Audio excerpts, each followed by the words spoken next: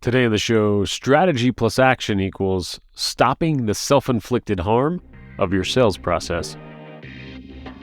Great coaches and consultants like you have the ability to change people's lives and transform entire organizations. And your impact can often go far beyond the clients you work with. One of the reasons I love working with coaches and consultants is because of that ripple effect. This show is here to highlight your expertise and empower you with resources and new ideas to grow your business. Welcome to Strategy in Action. Today, we're talking about the self-inflicted harm in our sales process. Chris Michel is on the show today, and he brought this concept to my attention in our first call that we had a couple of weeks ago, and I just loved it. I love this idea of how he's helping his clients. He consults for a lot of HVAC companies and plumbing companies. He's got this great niche that he works with in improving their sales processes, their actual, practicing the scripts, just every aspect of sales that go into what they do. And I love this idea because it really is self-inflicted, right? When we don't have our sales process down or we haven't practiced it. And that comes from, intentionality, right? There's a purposefulness with, okay, I'm going to have a better sales process. I'm going to be better at this process. And when we decide one way or the other that we're not going to practice, we're just going to wing it, or hey, I know my product, I'm just going to show up and talk to whomever is in front of me. That's a decision, right? Even by not taking the right actions, that's still a decision. So that's, self-inflicted harm that we're doing. So, I really love this concept. We dig in deep on some ways that certainly Chris helps people with this, but also how it applies not just to his industry that he's helping, but to all of us, because we all have some degree of, trust that we need to build up, that we're, that lack of trust that we're trying to overcome when we're talking to somebody. Because to some degree or another, when we're in those sales conversations, there's some kind of wall up, right? It may be a little bitty wall because we were introduced by somebody that recommended us highly. It may be a giant wall up because we're just on guard and we've been taken advantage of before. So we walk through some of those ways that as salespeople, we can, just help guide people along. So I love this conversation with Chris. Certainly as it relates to sales. We also get into the book that he's written, The Red Chair Experience, and his powerful story about why he wrote that, but also the effect that he's wanting to have on the world with it, and he's already seeing come to fruition. All right, let's jump in. Chris Michel, welcome to the show. Thank you, Jason.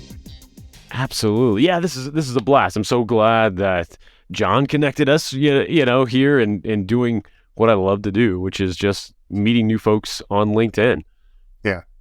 Yeah. I wish sometimes we would record all the stuff pre-show, right? Because that's where all the jumps come from, and then we have to recreate some of this stuff.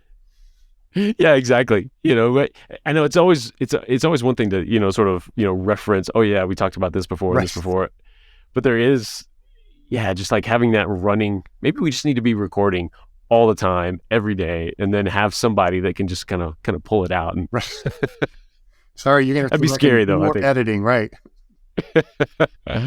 But yeah, I'm so glad to have you on the show today, because this tagline that you have, for lack of a better word, right? This tagline that you've got for how you are helping people, I just love it. It really struck a chord with me, and I was like, that's a show topic right there. So because it's yours, I'm going to let you do the honors of letting people know this and how you're helping people. And then I really want to dig into several, different directions that we can go on what that means, how you stop it, all of that stuff. Well, let's give credit where credit is due. a guy named Mike helped me to put this together, and I've tweaked a little bit since we talked about it. But as a sales and business coach for the home services industry, I help people to basically heal the self-inflicted sales harm that they do to themselves. And it's the idea that we get tripped up, right? We stumble and we don't know what to do with an objection, or we create a scenario where we get these objections over and over and over again. And it's like, well, I keep saying the right things, or at least I think I am, or I keep doing the right things, or at least I think I am, right? And we don't realize that it's the little things. It's the way you phrase something. It's the look that you give after you say something. Case in point, there was a guy I was doing training with, and he had his little folder and everything that he was taking notes on and that kind of stuff. And he went to do the presentation with a customer, and he said, "Kinda, sorta." And he literally did that. He went, "Kinda, sorta," like she was going to hit him. And I'm like, "Dude, what are you doing?" So we got to the vehicle, and I'm like, "Are you afraid of something? What's going on?" Well, she was a business coach, right? She was a personal and business coach. And so she called me because she was a friend of mine. She calls me the next morning. She goes, "Hey, Chris, do you mind if I share something with you?" I said, "Absolutely." I was training with him. She goes, "I know. And do you mind if I give you feedback?" I said, "Absolutely." She goes, "Did you notice that he said kinda, sorta a lot?" And I said, "Yeah." "Did you notice that he looked like you were going to hit him?" And she goes, "No, I missed that." But she picked up on the kinda, sorta, right? Like he wasn't sure that it was going to do these, but it was fascinating, right? Because the whole idea that he was self-sabotaging, right? He's doing these things to inflict this harm on himself, and he didn't even realize it, right? He never caught the fact that he was literally doing this. And it was really interesting. So long-winded answer to your question.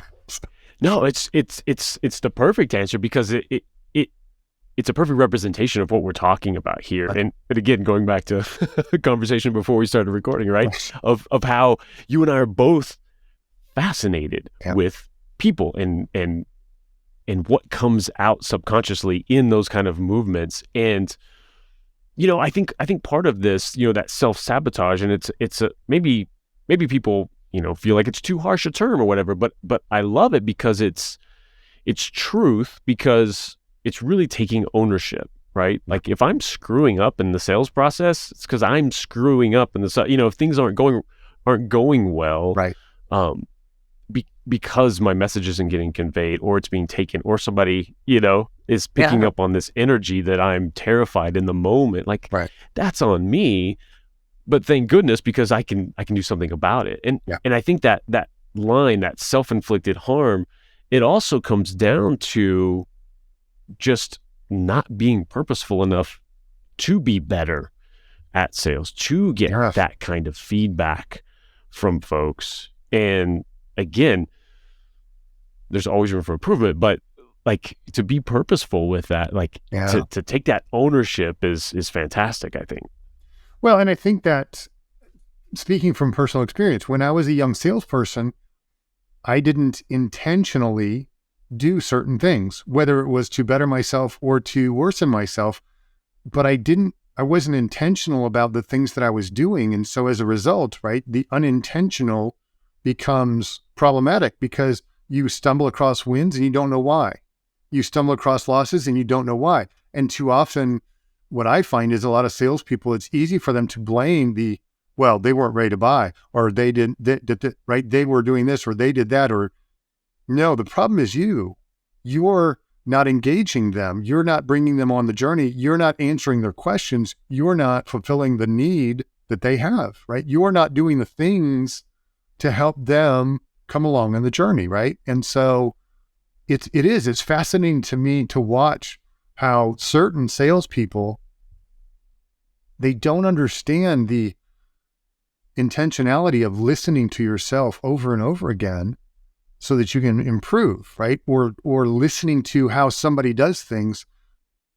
The thing that drives me nuts is when salespeople don't want to do role playing. Why in the world would you not want to do role playing? It's a controlled environment where I get to learn, right? I get to learn how to do better. And yet so many of us are so worried about how we look, how we come across, how we are screwing things up, right? Because, hey, Jason's the expert. He knows exactly what's going on. He's my boss. He's the trainer. He's the whatever, right? He's the person who does it better.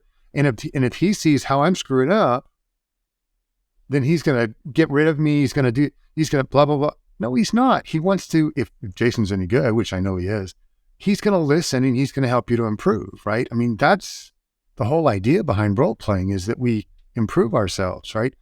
And yet so many people want to run away from it, or don't want to address it, or don't want to work with it, right? And that's problematic, right? In my eyes, that's a real issue for people to kind of come to grips with that. Yeah, and that's that difference, right? Of just like in sports, like the folks who don't want to practice because that's not fun, they're not going to be that great on game day, Right. And it's the exact same principles when you bring that in. And I mean, even just for folks who start a podcast or do something like that, like one of the biggest things that I don't hear anyone else talking about enough is how I just hammer home to folks, like, listen to yourself back, listen to every single episode. It's the last thing you're going to want to do, but it's not even just to make your podcast better. You're going to be a better communicator out in life in every area. When you listen to yourself back, you scream at yourself for saying the same damn thing over and over again. Right. And then you stop saying that in real life, out in the world too. It's so powerful. I want to give people, a bigger context for, how you're helping people right now, what got you to this role. And so just so we have some geography there. Sure. So I was born. No, we won't go that far back, right? I started in sales right out of college and got the opportunity to do a number of different types of sales, and transactional and consultative, right? And telemarketing, right? I got to learn all these different bits and pieces about the sales industry. And what I really found was that I really enjoyed being a consultant, like, to people when they buy. So consultative type of sales. And I love that piece of it, to be, if you will, a guide along the path, right? I'm not the hero. I'm the person that helps the hero. And so helping people to buy is far more enjoyable. Well, I spent the last almost 19 years now in the HVAC, plumbing, electrical industries and the home services. And I've done everything from sales to sales management to, I've run heating and air conditioning companies and operations management as well. So, I mean, I've kind of seen the full gamut. I was a technician in a former life. And so I know how to work with my hands, and I know how things work, and I'm mechanically minded. And so I've gotten to see all these different things. And there's always been this kind of nagging piece in me that says, why, right? Why does that work that way? Or why does that do that? Or right? And so I've gone down this path, and the last 18, 19 years in the industry, I've learned so much and gotten to see so much, and help develop training programs, and, run training programs and develop training programs and blah, blah, blah. Right. And I've gotten to see so many different things, and I don't have the answers for everything. What I've learned is there's nothing new under the sun. Quote from the Bible, for those of you playing at home, but it literally is, there's nothing new under the sun. So the things that I've learned over time from the Zig Ziglars, the Napoleon Hills, John Maxwell's, Simon Sinek, right? I mean, all of these different people, Carnegie, and you learn from people as you pick things out. And so I've learned to develop these things over time. Well, now I'm still involved with the HVAC, plumbing, electrical community, with the trades, if you will, but now I'm a consultant to that business, to help out the contractors and help out the different businesses to understand about sales and about how to be better at their business, right? And to develop themselves and get better at the things that they do. I also help build cultures and things like that, right? Through the things that I teach and the things that I do. And so that's the short version of the long journey, if you will, that I've gotten to be where I am today, right? So I've got over 30 plus years of experience in sales, and I still learn things all the time, right? I still get to see things and I still get to go on ride-alongs and go, wow, I didn't know that. I didn't see that before. That's a great point. That's a great thing. I'm glad you brought that up, right? And at the same time, I get to guide people along that path too, right? And help them.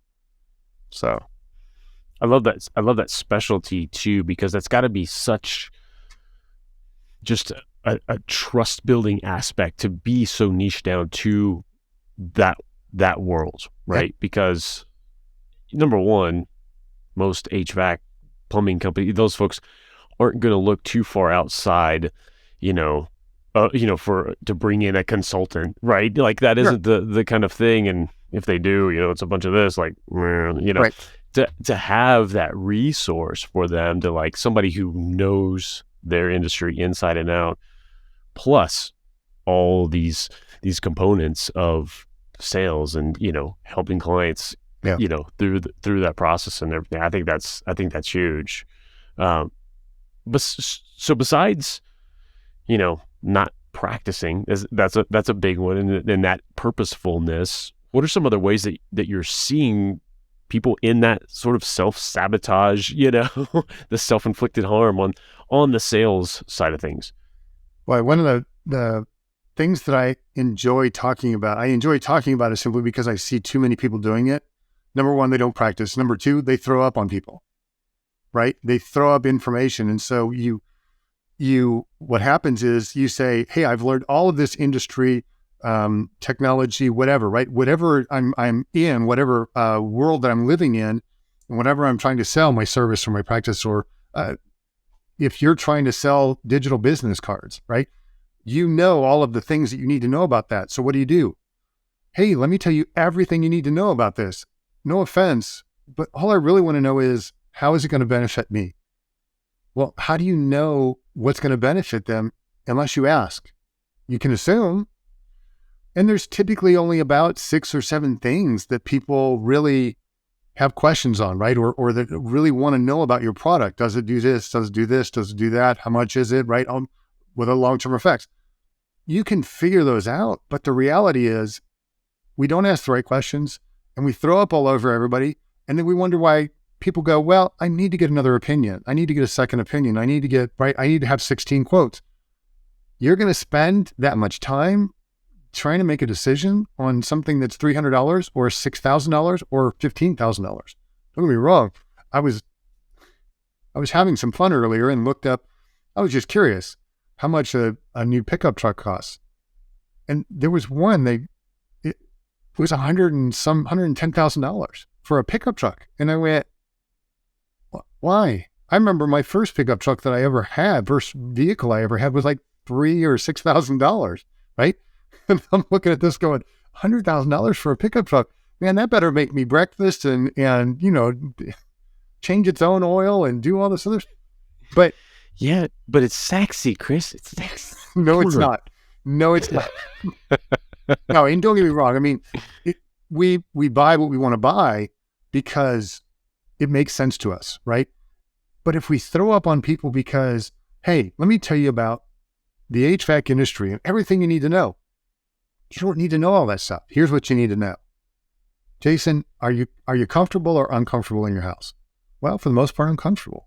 Great. Are there any hot spots or cold spots, any issues that you want to address? Well, yeah, I've got some issues over here. What about allergies? What about, and we start asking the right questions to narrow things down. And when I do that, then I know, hey, Jason wants to know this, this, and this. And if I can address those 3 things, you're more than likely going to work with me, right? Because I listened, I addressed those things with the benefit to you and to your home or to your person or to whatever it is that you're wanting to satisfy. And when I can do those things and I do it in building the value, which I need to do, right? I mean, that's part of you bringing the experience and the expertise. But if I can do all those things, then why in the world wouldn't you work with me? Doesn't make any sense.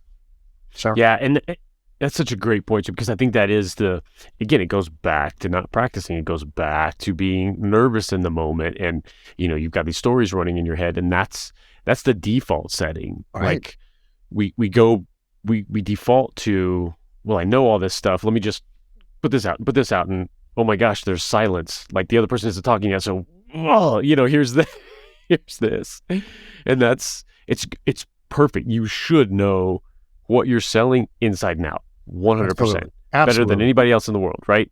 And the second half is knowing when to tell somebody else about it. Just like you wouldn't sit down at Thanksgiving dinner and start going through everything about your latest air conditioning unit. Right. Prospect doesn't want to know either. They want to know, Yeah. is it going to keep me cold? Is it going to do that? Does it fulfill my need? All of those things. And they'll let you know when they got questions. And then that's the human part too. If they haven't yet, goes right back to the questions that you ask, like that you were just talking about. And it's interesting too, because there are a lot of things that I think are unique to HVAC, to plumbing, to things that don't apply in these other areas. And so for me, like when I think of those things, and when I've ever bought them, and had to deal with it, it's an emergency situation, right? And so how does that play into it? And then how are you helping folks, make these sales and increase their business outside of those emergency situations? Well, number one, if we address it, if people understood the word preventative maintenance, the words preventative maintenance, like they're supposed to be understood. Preventative maintenance is getting an oil change on your car, balancing and rotating your tires. That is preventative maintenance, right? Why do you do that? Well, you don't want to end up with a flat tire in the middle of the road. You don't want to end up burning your engine, right? And getting this puff of white smoke that comes out trailing behind your vehicle when you're driving down the road, right? There's reasons for doing preventative type of things. It's to prevent the bigger issue. So when we're talking with clients and we're talking with potential clients outside of the emergency, right? I had a friend of mine, his daughter, her system was literally breaking down right before she was leaving town, like within 24 hours of her leaving town. And she's got people coming in, and I said, well, here's something to consider, right? And I gave him some ideas and some thoughts and suggestions. And when we learn how to do that as a business owner, right, as a service technician, we don't have to have all the answers. We don't have to be salesy, but as a service technician in that industry, you're the trusted advisor. And so, Jason, if I came to you as your regular maintenance technician, I come out to your house and I go, hey, Jason, it's time for your maintenance.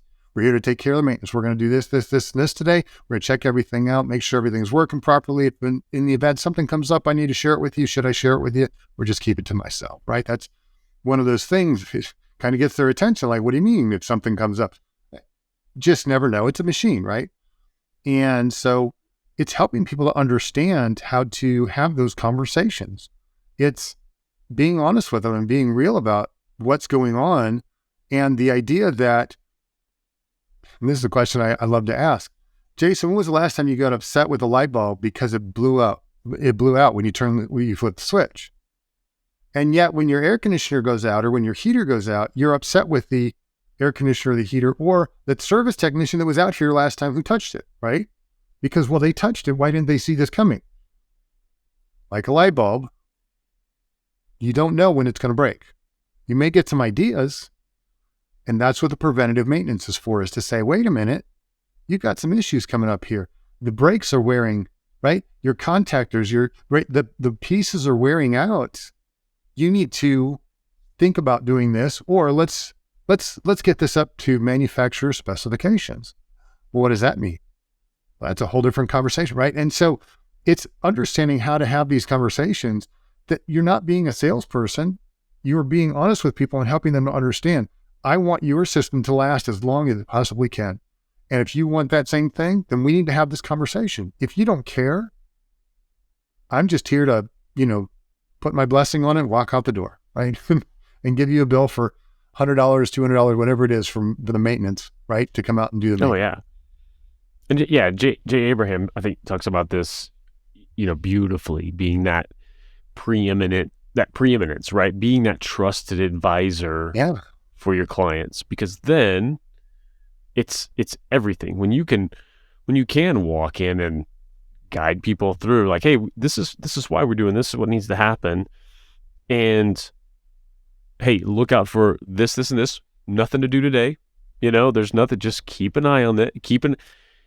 Oh my gosh. Then when that emergency does hit out of the blue, they're absolutely, you're the first in their mind, right? And if they're you're an HVAC person and plumbing happens, well, often, like, hey, I know this isn't your expertise, but who do you know? Who do you trust? And, that becomes a whole other network of help and, business building and all of that.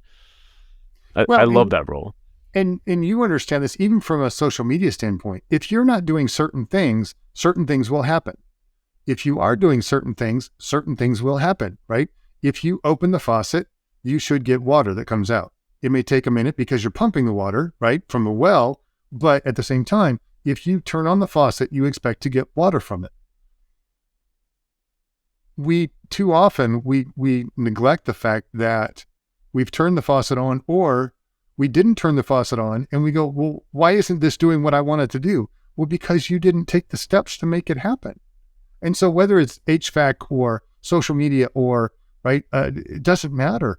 If you're, as the trusted advisor, not sharing with them the things, the trips, the roadblocks that may come along as a result of the inaction or the action that they take, right? Everything that we do in life has actions and reactions and consequences, right?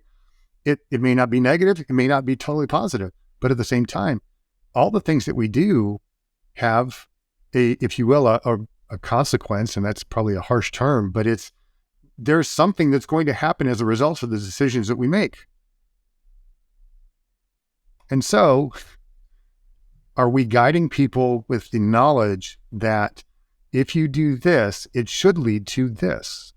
If I do preventative maintenance on your equipment, it should lead to longer life. It should lead to less breakdowns or less opportunities for things to break when you don't expect them to break, right? Oh, yeah. So you start to remove the unknown, right, from people's minds when, again, we have the conversations, we ask the right questions, right? We're doing the things that we should be doing. And when we do those things, it's amazing what happens. And again, you become the trusted advisor because, hey, wait, this person actually knows that if I have a printer, I'm pointing to my printer now, if I have a printer and I do maintenance on my printer, right, and I keep an eye on my printer levels, the ink levels and all that other stuff, right, and the things that are happening as it comes out of the printer, if I maintain that, then guess what? It should last longer. It will do what it's supposed to do, which is be available when I have a 500-page report that I need to print out, right, or whatever. Yeah, and so I think this is interesting too because it does apply. So I think what you're describing when it comes to HVAC mechanics, a lot of these industries where we're just naturally, we have no idea about them as consumers, right? Well, we shouldn't, and we shouldn't though. That's the key, right? We don't have to be knowledgeable about everything, but go ahead. Sure. Yeah. Yeah, but at the same time, because we know so little, we're naturally, like, oh my gosh, like, can't trust what's coming out of there. I don't know, and you have this overwhelming feeling. But in just about any industry, there's some version of that. I think these are some of the most heightened ones.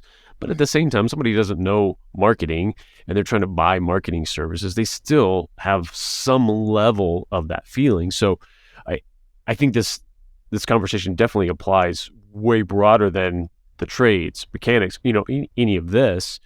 And so how are you helping folks get out in front of that, right? Like, in front of that trust, like lack of trust factor.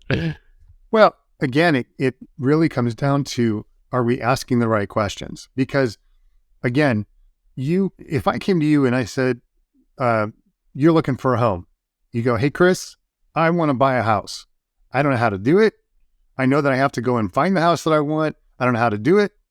I think, I got all these things I want to do. I don't know how to do it. Right. And as a result, we go and find somebody who's an expert in that field. And when we find that person, We then rely on them to give us the information that we need. Well, if I don't ask you the right questions, and if you don't ask me the right questions, how do we have that information exchange? How do we understand what the benefit is to the person that's trying to make the purchase, that's trying to become more knowledgeable? So it really, a lot of it comes down to, are we asking the right questions? And are we interested in learning what they want to know and how they want to become an expert? Because for some reason, we all get this, we were talking about this earlier. I have a new phone. I want to become an expert in my new phone to a certain extent. I don't want to know all the features, and I don't care about all the, right? I don't need to know all that stuff, but I need to know how it functions. But I need to know this app will do this. And oh, by the way, if you do this, you'll get this, right? I need to know certain features and benefits to me. So what's important to me? Well, I have to go and ask the right questions, or they have to ask me the right questions, whether it's a phone, a microphone, a computer, a laptop, right? All of it comes down to, are we asking the right questions? Are we getting the information that's important to them, not to me, as the person on the selling side, if you will? It's not what's important to me, because what's important to me doesn't matter to you. Oh, yeah. May not matter at all. Yeah, and I think the best analogy for this is, not trying to write a prescription before you've made a diagnosis, right? Like, and that's exactly it. Like, if somebody coming to you, like in your example, hey, I want to buy a house. And for you to go, okay, here's these three. Like, what? Like, that's none of those fit. Like, no, it's okay. Well, how soon? What size? You start going down the list of all of that. You're on your tongue. And when you can give, yeah, and you start layering in, it is a balance, and this is the human part, and this is the practice part, and all of that. But you do layer in certain things. Maybe you get that feel from that person, or they have a family, so you do layer in certain elements. Hey, here's something to look out for in the future. Here's something, even if you're not using us, if something happens with this, if it does, make sure you bring up this, and this. And as you just educate just enough, just a little bit of layering, again, without the throwing up all over, right? Like you were talking about, right? Man, that trust just builds and builds and builds. And exactly.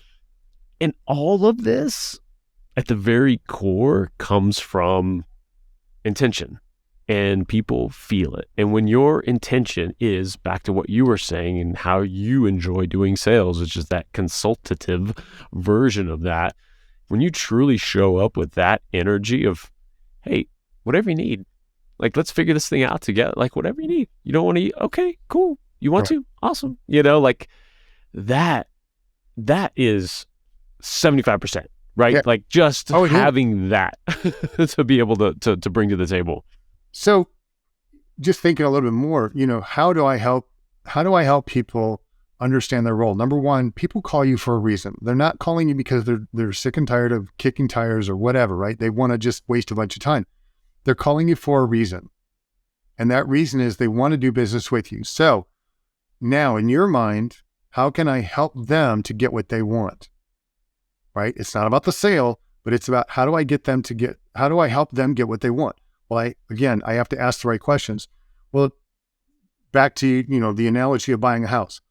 Well, I'm not really sure what I want. I'm just looking for a house, and, I need to be probably in the next 6 months, or, it sounds like they're not interested in doing much.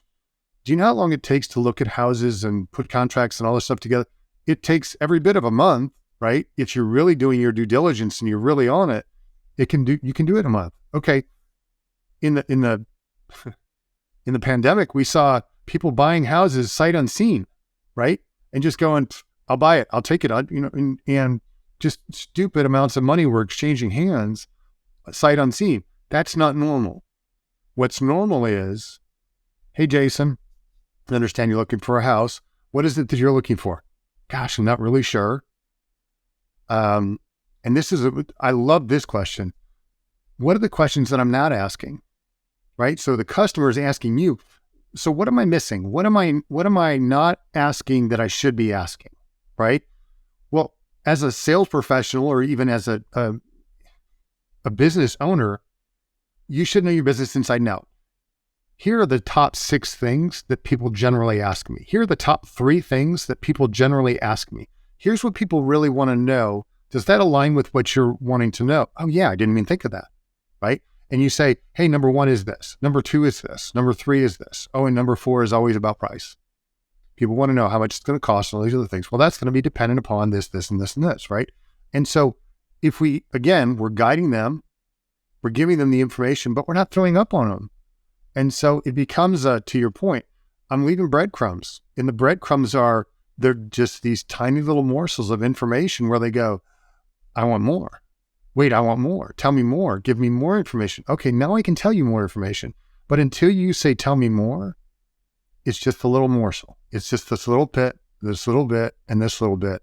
And it's not, you're not playing a psychological game of cat and mouse with them, right? Let me pull you in, pull you in, pull you in. It's, I'm genuinely interested in helping you. So here, let me do this for you. And I love that. I love that whole approach, because again, it's back to that. That's the right intention, right? I love that reframe of the sale is yours to lose, rather than, someone's calling or you got in front of somebody like, what do I need to do to get to a yes, right?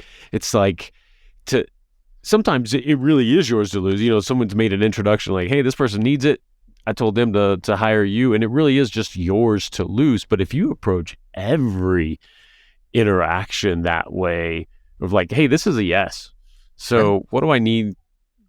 What do you need, from me, and I love that, having those questions in mind of, here's what people usually ask. So, I mean, that's what you use to fill in those gaps or this or the lulls, right? Not just the silence if they're considering something, but that silence of just like they truly just don't know what else to ask. And so you're both standing there, right? And so having, again, that's such a trusted advisor kind of line of communication when you can go, clients are usually asking me this, and this. Does this really, resonate with you? I just love it. I love this stuff, man. This is good. I want to make sure we touch on your book, The Red Chair Experience, okay. And walk me through that, what that's all about, and how that came about. Sure. So it's the Red Chair Experience, everybody. But it's the red chair actually is my chair, and how it came to be is my business mentor at the time was my stepfather, and we lost him in 2016. The aging complications from a car accident. And so that was his chair. That was the chair that he came and sat in every day when he got home, right? I mean, that was that we have that old, dad, granddad, right? He had his chair. This was his chair, and it was a red leather recliner. And when we lost him, my mom took it, she moved, and she held on to it. And then a couple of years later, my younger brother needed a chair because he had a hip condition and he needed something that he could sit in that was comfortable, and his chair was falling apart. And so I'm like, I'll help out. So I drove up to my mom's, drove over, brought it over to him. And so he had it for about a year, and then we lost him. He died by suicide in September of 19. And my sister-in-law, my niece and nephew asked me if I would take the chair because they just didn't want it in the house. It reminded them way too much of him, and said, would you hold on to the chair until the kids want it later? If they want it later, I was like, absolutely. Well, I put it in my suite, my master suite, and it sat in the corner, and that was the place where I would go to sit and just spend my daily inspiration, motivation, quiet time, whatever, right? Just sitting and meditating and praying, reading. And that was my place to go. Well, then 6 months later, the pandemic starts, right? And a buddy sends me a meme and says, if you're during this pandemic, if you're not working on your side hustle, doing something to improve yourself, it's not that you didn't have the time, it's that you wasted it. And I had thought for a long time, because I've been reading these daily inspirations, I was thinking, I just want to write a book. I'm at this age now in the mid 50s, and I should have so much to share with the world. But it really wasn't about that. It was just about, I felt the need to want to give back for some reason. And I started journaling after my brother passed. And what I realized was there's something more there. And so I started writing the book and finished writing the book. It got published this year in April. Just finished the audio version. It's available everywhere, literally everywhere. I mean, I pulled it up on Audible earlier today, but it was a way for me to emotionally reconnect and reintegrate the emotional side of me, which was something I didn't really learn a whole lot about when I was younger, right? And as a man, and you would probably understand this, Jason, if you don't grow up in a touchy-feely situation where you're talking about emotions and how do you feel and what's that like, and if you're not allowed to cry and you're not allowed to have emotions other than anger and bitterness and rage, then you have to learn how to work with those things. And that's the thing that I did, was I learned after my brother, before that, but then really it hit home when my brother died, was, hey, there's this flood of emotions in this world that you don't know about. So let's bring that back into who you are as a person. And so you can be a more well-rounded person, right? You can be a more, well-rounded is probably the best I can think of right now, but that's really where it came from, was this idea that I can share something with people that they're struggling with, right? When we go through grief, it's not best to do it alone.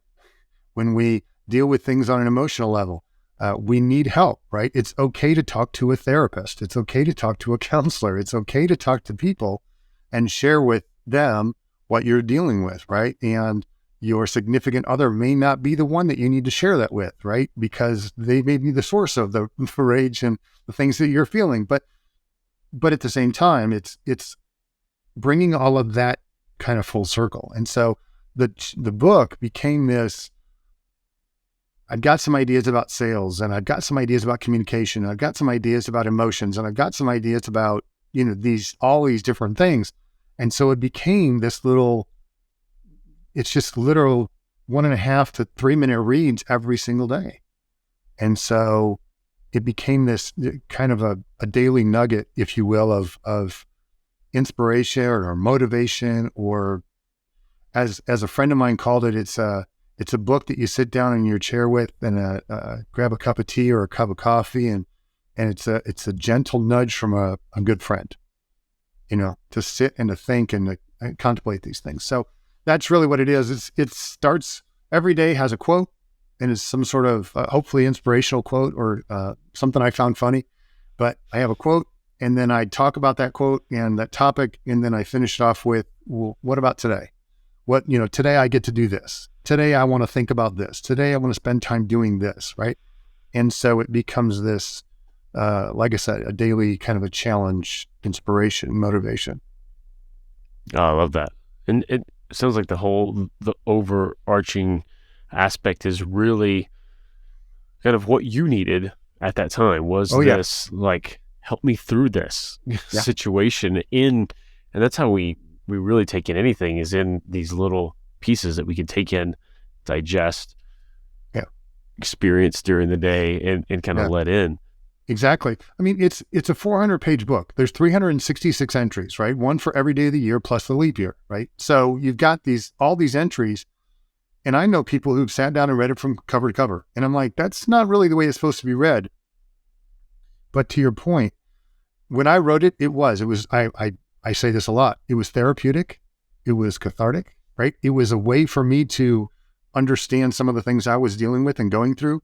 And I thought, somebody else needs to hear this, right? And I was sharing it with my friends, right? And they're like, wow, this is really vulnerable. It's really good. And so I was like, well, let me just put it together. And so when I initially started writing it, Jason, my first thought was, if one person picks it up, I'll be happy, and if they got something out of it. The feedback that I continue to get about it is it's humbling. It's amazing that people are like, I love this. I'm going to get this and share this with my people or my friends or with right? And it's like, wow, okay. So my plan came through. It helped more than one person. So yeah, that's fantastic. I love that. And I hope that continues to grow, because it's such a great anchoring concept and point that to build community around, and, further conversations around. Yeah. It's powerful, and it's so needed, Yeah. Well, and one of the quotes from the other day, I wish I could remember. It's a quote by Brian Tracy, and he talks about motivation and how motivation doesn't last. And that's why we encourage people to take showers every day, because they don't last either. Right. So and I'm paraphrasing, but we all need a little something, right? To help us every day or every other day or whatever, right? We all need a little bit of help to get to where we need to go. And for all of us who think, oh, I can do this on my own, we're really fooling ourselves. We can't do this alone. We really need help. And that's, in a lot of ways, that's what this is. It's just a guide. Yeah. And that it's okay that we need help. I mean, that's the biggest thing that we all have to, again, I think men in our society, even more so, like, have to let in that fact that it's more than okay. it's how we're supposed to function, right? Right. As humans. Absolutely. Yeah, absolutely. Yeah. And again, this journey it's been really cool, right? Learning and seeing these things and hearing these things, but it's understanding them too, right? To be able to pass that along to people, that it's okay, right? I mean, I have a son-in-law and a grandson now, and it's fun to watch them experiencing the things that they're doing, right? I mean, I'm 30 years their senior, right? So I'm kind of standing back going, let's see what happens, instead of being the parent that kind of oversees and says, well, you need to learn from me. No, they don't. They don't need to learn anything from you. They get to, if they want to. And so that's the thing I hope is, for those people in my life, my daughters, and then the men in their lives, right? My son-in-law, my grandson, I want to be a great example for them. I want them to be able to look at me and go, that's what I want for my life. I want to be able to do those things and see those things and feel those things, right? And it doesn't have to be hard.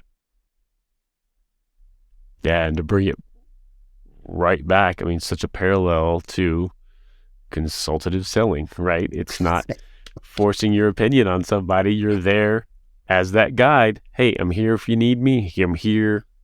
Here's something I learned, if this is useful to you, and just to be that trusted source. Yeah. It's fantastic. But Chris, I appreciate you being on. This has been fantastic. Just love this conversation.